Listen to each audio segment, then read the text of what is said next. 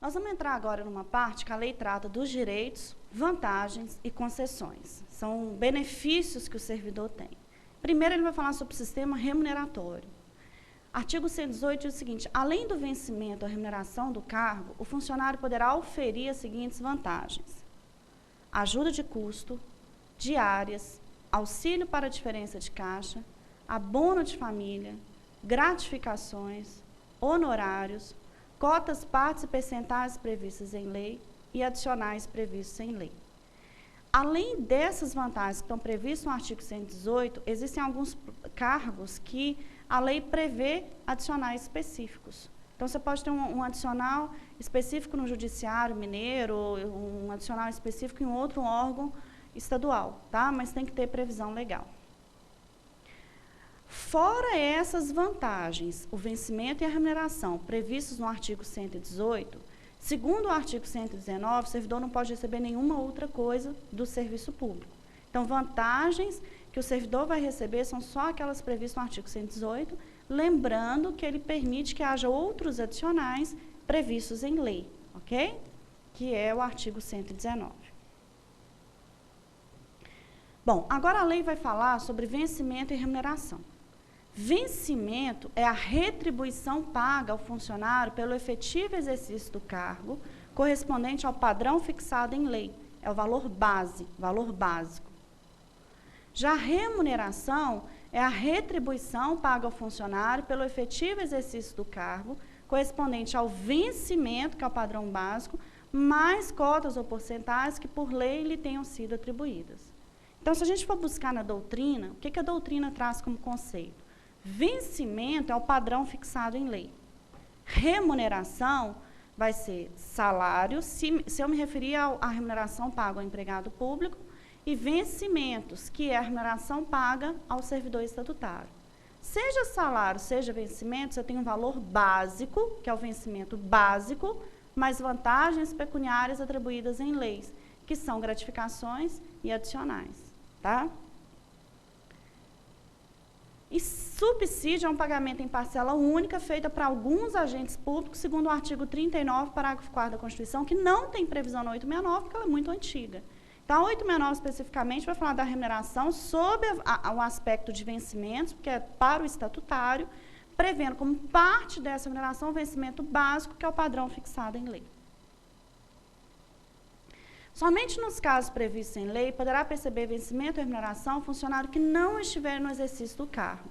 Então, por exemplo, o servidor está licenciado, uma mulher está de licença gestante, uma licença por doença. Então, só quando a própria lei prevê que aquela licença, quando ele não estiver no efetivo exercício, é que ele vai permanecer recebendo. Mas, via de regra, se ele não estiver no exercício do cargo, ele não recebe, porque a contraprestação, o pagamento, ele é devido a um trabalho, a uma atividade realizada. O funcionário nomeado para exercer cargo isolado, provido em comissão, perderá o vencimento e remuneração ao cargo efetivo, salvo opção. Então, vamos supor que um servidor tem um cargo efetivo X, e lá ele ganha R$3.000. Aí ele é convidado para um cargo em comissão, que ele vai ganhar 5. Então, ele perde a remuneração do cargo efetivo e passa a ganhar os 5.000 do cargo em comissão. Agora, existem alguns planos de carreira que dizem o seguinte: ô servidor, você quer receber o valor do cargo em comissão cheio, R$5.000, ou você quer receber o valor do seu cargo efetivo mais um adicional de 3? E aí, nesse caso que eu falei, como ele tinha no cargo efetivo 3.000 mais o adicional de 3, aí ele vai ganhar 6.000 no total. Então, gente, cada situação ela é diferenciada. Quando o plano de carreira permitir, é possível aquele servidor que já era concursado optar por receber o valor do cargo em comissão cheio. O valor do cargo em comissão é 5.000, e aí ele abre mão da remuneração do cargo efetivo. Ou é possível ele optar por receber o valor que ele recebia no cargo efetivo, no meu exemplo, 3.000, mais a gratificação do cargo em comissão, 3.000. E aí ele vai olhar os dois casos, qual que compensa, no meu exemplo, né, compensaria ele manter a remuneração do cargo efetivo mais a gratificação, porque vai dar um valor maior. Tá? Só que isso só é possível quando o próprio plano de carreira, o próprio cargo, o próprio estatuto, a própria regulamentação permitir. O artigo 124 vai anunciar a possibilidade de sequestrar, arrestar ou penhorar o vencimento ou a remuneração de um servidor. Agora, veja bem, vamos supor que o servidor tem uma dívida bancária, tá? Será que o banco pode chegar lá e penhorar ou arrestar e sequestrar o contra-cheque, o salário de um servidor? Não, não pode, tá? Até porque as garantias que são previstas no ordenamento jurídicos para a questão de dívida são execução via judicial, tá? Então, veja bem, só para fazer um parêntese aqui, o arresto e sequestro são medidas cautelares. Então, se eu entro com uma ação na justiça para satisfazer um crédito, enquanto a ação está correndo na justiça para reconhecer ou não esse crédito, o juiz pode determinar o arresto ou sequestro de um bem para garantir uma futura execução. Então, durante o período que o processo está tramitando na justiça, a pessoa não pode vender, doar, trocar ou permutar aquele bem, enquanto está sendo auferida a possibilidade de existir ou não aquele crédito.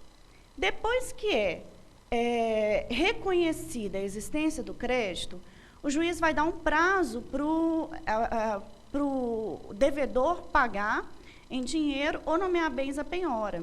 Na penhora, o juiz vai penhorar um bem, levar a leilão para satisfazer um crédito. E o salário ele não pode ser nem arrestado, sequestrado, que são medidas preventivas, cautelares, nem penhorado para fins de dívida, tá? Até porque tem essa natureza alimentícia. Salvo duas exceções pelo Estatuto do Servidor de Minas Gerais, que é para prestação de alimentos na forma da lei civil, e para a dívida à Fazenda Pública, que é questionável face à nova Constituição, mas eu não vou pedir aqui para arriscar, tá? Com relação à prestação de alimentos, vamos supor que o João seja servidor público. Aí alguém entra na justiça, tá? Requerendo ali investigação de paternidade. Enquanto a ação está correndo, para reconhecer ou não a paternidade, o juiz pode mandar depositar em juízo um valor referente à pensão alimentícia até que seja reconhecido ou não a paternidade.